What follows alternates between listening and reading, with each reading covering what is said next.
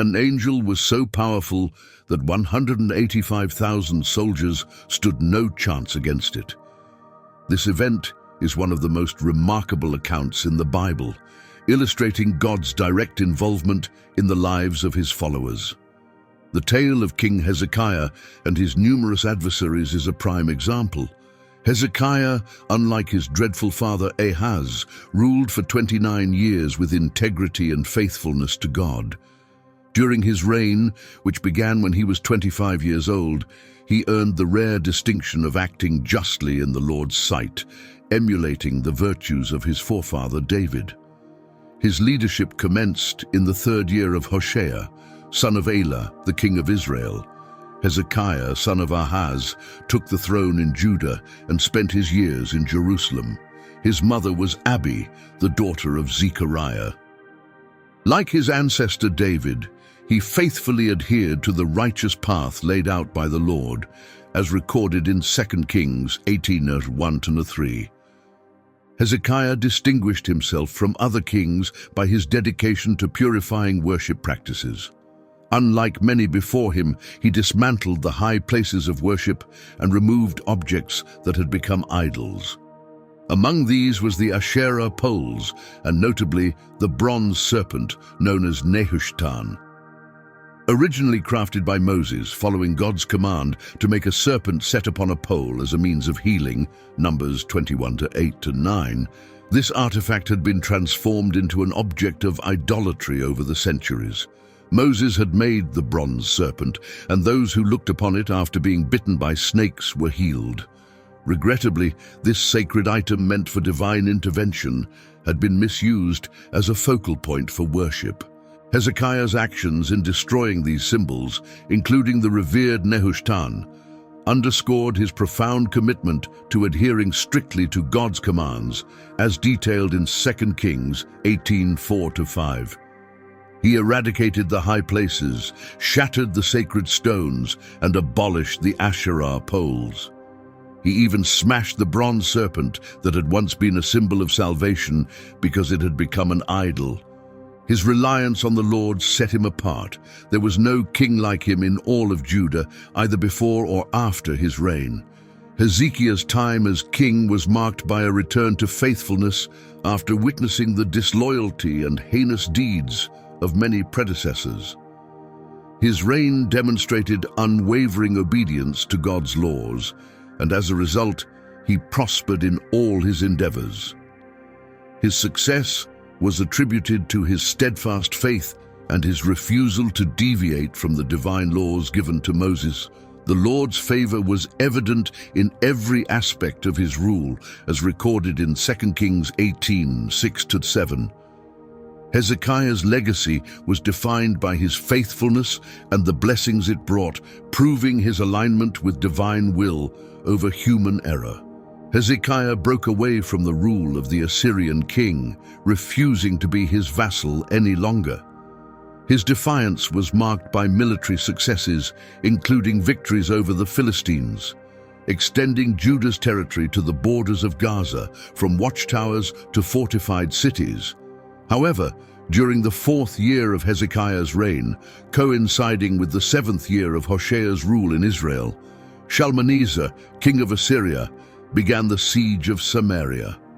This siege lasted 3 years, culminating in the capture of Samaria in the 9th year of Hoshea's rule, which was also the 6th year of Hezekiah's reign.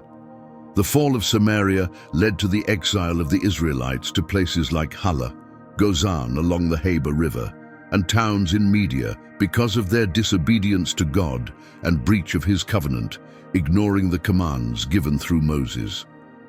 Further into Hezekiah's reign in the 14th year, a new Assyrian threat emerged under King Sennacherib, who launched an assault against Judah's fortified cities, capturing them. In a desperate bid to cease hostilities, Hezekiah reached out from his position at Lachish, admitting his mistakes and agreeing to Sennacherib's demands for a hefty tribute. The demands were steep: 300 talents of silver and 30 talents of gold. To meet these demands, Hezekiah handed over all the silver found in the temple of the Lord and the royal treasury. He even stripped the gold from the temple's doors and doorposts, which he had previously adorned, and sent it to the Assyrian king.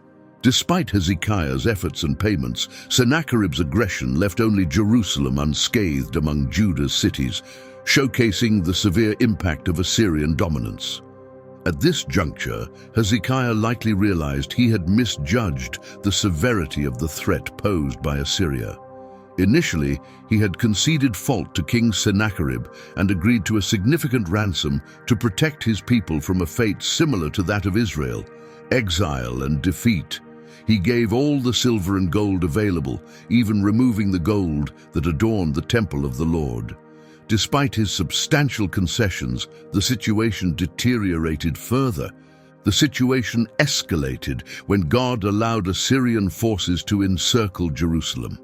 This was both a test of Hezekiah's faith and a demonstration of divine power. Sennacherib, unsatisfied with the ransom and seeking any pretext to conquer Jerusalem, sent a delegation along with a formidable army to demand the city's surrender. Faced with overwhelming odds, Hezekiah again communicated with the Assyrian king at Lachish, admitting his error and pledging to meet whatever demands were imposed. This time, the demands were even more exorbitant: 10,000 talents of silver and 1,000 talents of gold. In desperation, Hezekiah stripped all the silver from the temple and royal treasury and removed the gold from the temple's doors and posts, sending these precious materials to Sennacherib. Despite these efforts, the threat persisted.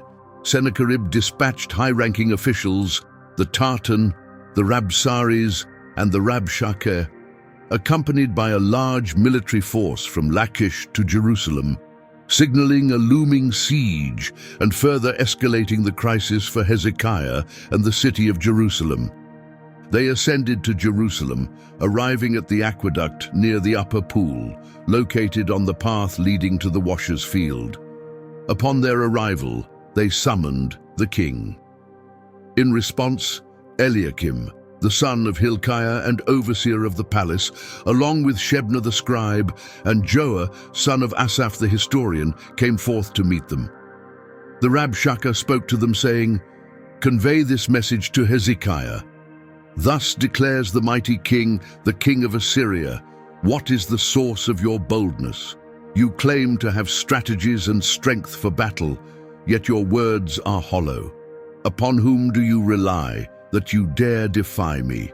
Observe, your trust is placed in Egypt, that frail cane of a staff, which if leaned upon, breaks and pierces the hand. That is what Pharaoh, the king of Egypt, is to those who lean on him. However, if you argue, our faith is in the Lord our God, isn't he the same one whose sacred sites and altars Hezekiah dismantled, commanding the people of Judah and Jerusalem to only worship at this altar in Jerusalem? Now propose a pact with my sovereign, the king of Assyria. I will provide you with 2,000 horses, should you manage to find riders for them. How then will you turn back a single lieutenant of the least of my master's men, especially when you rely on Egypt for chariots and cavalry? Moreover, do you think I have come to invade and annihilate this land without the Lord's directive? It was the Lord himself who commanded me to march here and devastate it." 2 Kings 18:26-30. The emissary of King Sennacherib, standing at the gates of Jerusalem, presented his arguments with the intent to persuade Hezekiah and his people to capitulate. He started by dismissing Egypt as a futile ally, highlighting that they would fail to come to Judah's aid, a point that held some truth.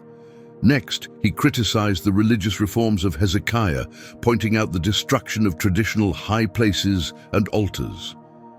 While these actions aligned with Hezekiah's religious convictions, they likely stirred doubts among his own followers given the dire circumstances.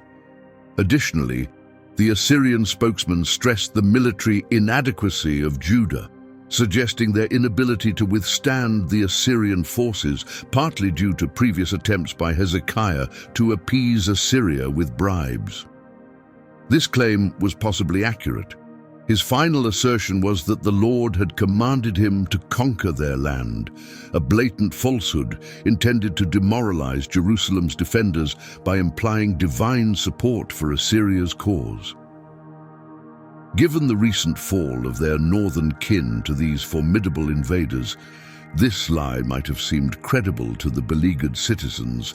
In response, Eliakim, son of Hilkiah, along with Shebna and Joah, pleaded with the Rabshakeh, requesting that he speak in Aramaic instead of Hebrew, so the people on the city walls would not understand the conversation. However, the Rabshakeh retorted sharply, questioning whether he was sent to speak only to the leaders and not also to the common men who, like them, were doomed to suffer severely under the siege, hinting at a grim future where they might resort to consuming their own waste. The Rabshakeh, ignoring the request to speak Aramaic, stood boldly and shouted in Hebrew for all to hear, "Listen to the decree of the mighty king, the king of Assyria. This is his command. Do not be fooled by Hezekiah, for he is powerless to save you. Do not be swayed by Hezekiah's claims that the Lord will protect us. This city will surely fall into the hands of the king of Assyria." The three officials had hoped that by switching to Aramaic, they could shield the people from the direct and terrifying messages. But the Assyrian envoy chose to spread his message in Hebrew, amplifying the fear and ensuring that every person on the wall comprehended the dire consequences. He then openly discredited Hezekiah's reassurances of divine rescue, challenging the faith the people of Judah placed in their king.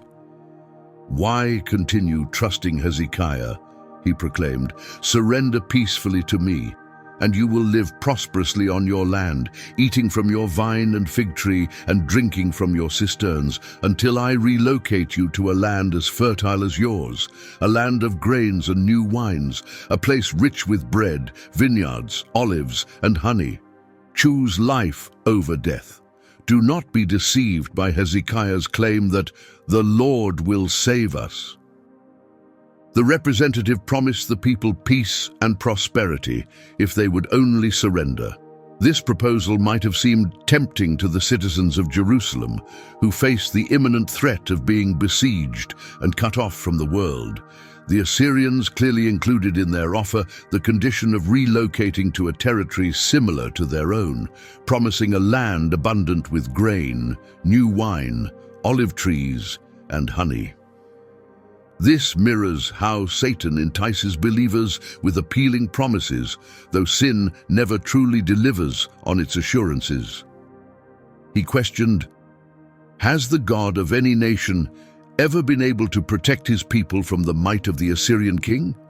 Where are the gods of Hamath and Arpad? What about the gods of Sepharvaim? Have they saved Samaria from me?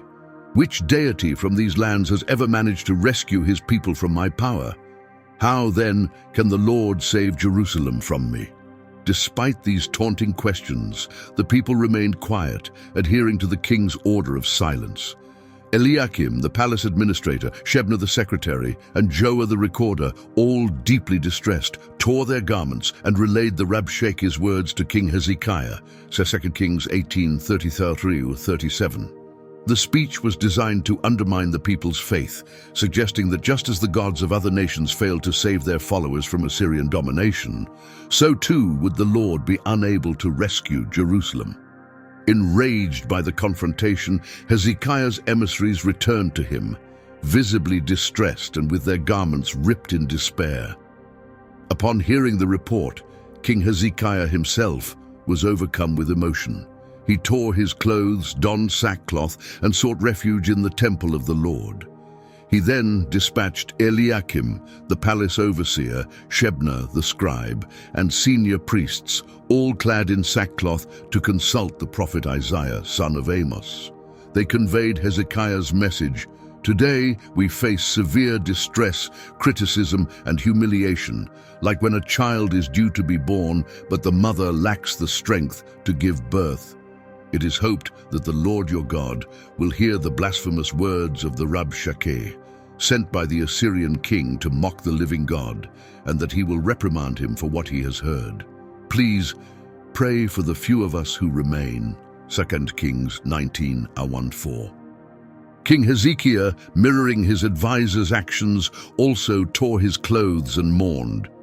He pondered the drastic turn of events, considering his own faithfulness to God, his restoration of worship in Judah, and his adherence to divine commands, which had previously brought him and his kingdom prosperity. Yet in that moment, God seemed silent. This narrative underscores the lesson that faithfulness to God doesn't shield one from hardship. Rather, it prepares one to endure it. Embracing a life led by divine principles equips one to face adversities more resiliently, maintaining faith through both the trials and triumphs. Despite his deep sorrow, King Hezekiah was resolute in seeking divine intervention and went to worship in the temple of the Lord. Following a tradition upheld by many before him, he dispatched a delegation dressed in sackcloth to the prophet Isaiah to receive guidance from God. They detailed the dire circumstances facing Judah and reported the scornful actions of the Assyrian commander who dared to mock the living God. Upon reaching Isaiah, the prophet promptly relayed a divine message to Hezekiah's servants. "Tell your master, thus says the Lord, do not fear the blasphemous taunts you have heard from the servants of the king of Assyria. Behold, upon hearing a certain report, he will feel compelled to return to his homeland, where he will meet his end by the sword." 2 Kings 19:5-7. Isaiah could provide this reassurance because God, who is all-knowing, had informed him of the events. He began his message with a directive that echoes throughout the scriptures: "Do not be afraid." This phrase is God's way of soothing his people, bolstering their courage, and reminding them of his omnipotent care. "You can trust me," it implies. The Lord had not only taken notice of the Rabshakeh's sacrilegious remarks, but had already devised a plan to counter them. King Sennacherib's plans to conquer Jerusalem were disrupted when he had to return to his own land, ultimately facing his demise by the sword. Upon hearing that the Assyrian forces had left Lish, he found himself engaged in a battle at Libnah, located about 40 kilometers southwest of Jerusalem. Amidst these conflicts, Sennacherib received word that Tirhakah, the king of Ethiopia, was advancing to confront him. In response, he sent envoys once more to King Hezekiah with a foreboding message. "Tell King Hezekiah of Judah not to be deceived by the God he relies on, claiming that Jerusalem will not be handed over to the king of Assyria. Consider the fate of other nations. Surely you are aware of the destruction my predecessors have brought upon many lands. Do you truly believe you will be spared? What became of the gods of the nations my ancestors annihilated, those of Gozan, Haran, Rezeph, and the Edenites in Tel-Assar? Where now are the kings of Hamath, Arpad, Laish, Sepharvaim, and Eva?" 2 Kings 19:13. While the royal spokesman of Sennacherib likely awaited a reply from Hezekiah near Jerusalem's walls, these developments prompted Sennacherib to momentarily shift his focus away from the city due to the emerging threat from the Cushite forces. Sennacherib warned Hezekiah again, reiterating the threats his representative had previously communicated, 2 Kings 19:14-19. Upon receiving the message, Hezekiah took the letter from the messengers, read it, and proceeded to the temple of the Lord. There he laid the letter before the Lord and fervently prayed, saying, "O Lord, God of Israel, seated above the cherubim, you are the only true God over all the kingdoms of the earth, having crafted both heaven and earth. Listen closely, O Lord, and see, hear the words of Sennacherib meant to scorn the living God. Indeed, O Lord, the Assyrian kings have laid waste to nations and their lands, throwing their deities into the fire, for these gods were mere products of human hands, wood and stone. Thus, O Lord our God, deliver us from his grasp, that all the kingdoms of the earth might recognize that you, O Lord, are the only God.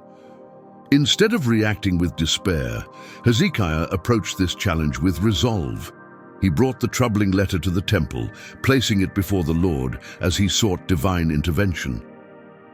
In his prayer, Hezekiah acknowledged his complete dependence on the sovereign Lord of Israel, who reigns supreme above the cherubim. He contrasted the true relationship Israel had with God to the superficial bonds other nations claimed with their powerless idols, which Assyria had effortlessly overthrown. He understood that these idols, being man-made, lacked any real power to save their people. Unlike them, the Lord was the creator, not a creation of man, having made both mankind and the cosmos itself. By presenting this plea to God, Hezekiah wasn't just seeking help. He was also affirming his faith that the Lord's intervention would demonstrate his sovereignty to all nations. This act of laying the letter before God and praying also illustrates a profound level of trust and reverence towards God, serving as an exemplary response for believers facing tribulations. Isaiah, the son of Amoz, conveyed a message to Hezekiah, stating, "Thus speaks the Lord, the God of Israel. Your prayer regarding Sennacherib, the king of Assyria, has been heard. Here is the Lord's declaration concerning him. Zion's virgin daughter holds you in contempt and ridicules you. Jerusalem's daughter dismisses you with a shake of her head. Whom have you disrespected and vilified? Whose dignity have you shouted down and looked upon with arrogance? It is the Holy One of Israel. Through your envoys, you have scorned the Lord by boasting. With the strength of my chariots, I have climbed to the mountain peaks, to the very top of Lebanon. I have felled its highest cedars and the finest of its junipers. I have reached its farthest corners, the best of its woodlands. I've dug and drunk from wells in foreign territories. With my foot, I have dried up all the waters of Egypt. Did you not realize? I have long since designed it. From ancient times I have orchestrated it. Now I have enacted it, so that strongholds crumble into rubble, their inhabitants left weak, dismayed, and humiliated. They are like fleeting vegetation, like the tender green of new growth, like grass on the rooftops, singed before it can flourish. I am aware of your movements, your restlessness, and your vehement anger towards me. Because of your fury and your arrogance reaching my ears, I will lead you back the way you came, with a hook in your nose and a bridle in your mouth." God answered Hezekiah through Isaiah once again after hearing his prayers. In response, Sennacherib was met with a scornful retort that underscored God's supreme authority over all nations. The Assyrian ruler had belittled Judah and its king and had committed blasphemy against the God of Israel. Sennacherib may have thought his conquests through various nations were of his own making, yet he was unaware that his victories were part of God's overarching strategy. Thus, the Assyrian king was nothing more than a tool in the divine plan. His every action and thought, including his animosity toward God, were known to the Almighty. Sennacherib would soon realize his own triviality when God forcefully returned him to Assyria. Hezekiah received this assurance: "Here is a sign for you. This year you will eat what grows naturally, and next year what emerges from that. But in the third year, sow and harvest, plant vineyards and enjoy their fruit. Furthermore, a surviving remnant of Judah will thrive again, striking roots downward and bearing fruit upward. From Jerusalem a remnant will emerge, and from Mount Zion a group of survivors. The fervor of the Lord Almighty will ensure this comes to pass." 2 Kings 19:29-31. God offered solace to a king and his nation as they faced the looming threat of siege and scarcity. With Jerusalem's people unable to venture outside the city walls to cultivate their land, God promised Hezekiah a miraculous provision. For the initial year, the inhabitants would survive on crops that sprouted without planting. In the following 2 years, they would be able to sow, harvest, plant vineyards and enjoy their fruits. By the third year, Judah would not be laid to waste. Instead, a surviving remnant would flourish, emerging from Jerusalem's fortifications because of the Lord's commitment to his glory and his covenant with his people. Thus, the Lord conveyed his decree regarding the Assyrian king. He will not breach this city, nor will he fire an arrow within it. He will not approach it with shields, nor will he construct siege works against it. He will retreat along the path he came, and he will not enter this city, declared the Lord. I will protect this city and deliver it, both for my own sake and in honor of David, my servant. 2 Kings 19:32-34. God vowed to shield Jerusalem from Sennacherib, ensuring his protection both for his own purposes and to honor his servant David.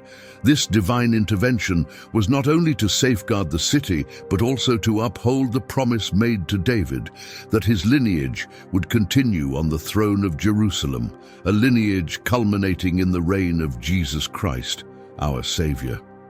That fateful night, the angel of the Lord struck down 185,000 Assyrian soldiers, leaving a field of corpses at dawn. Following this devastating blow, Sennacherib hastily retreated to his homeland, residing in Nineveh. During a worship session in the temple of his god Nisroch, his life met a tragic end at the hands of his sons, Adramelech and Sharezer, who then fled to Ararat. Sennacherib's throne was subsequently inherited by Esarhaddon. This single act by the angel of the Lord decisively ended the threat to Hezekiah, mirroring the swift justice that befell Goliath when he defied the armies of the living God. Much like Goliath, Sennacherib had taunted the Almighty's protection over Jerusalem. However, he too found that his God could not shield him when his end came within the very walls of his sanctuary. If you found this video insightful, please don't forget to like and subscribe for more biblical stories and lessons. Sharing this video helps others gain access to these narratives, so please share widely. May God bless you for joining us in exploring these timeless stories.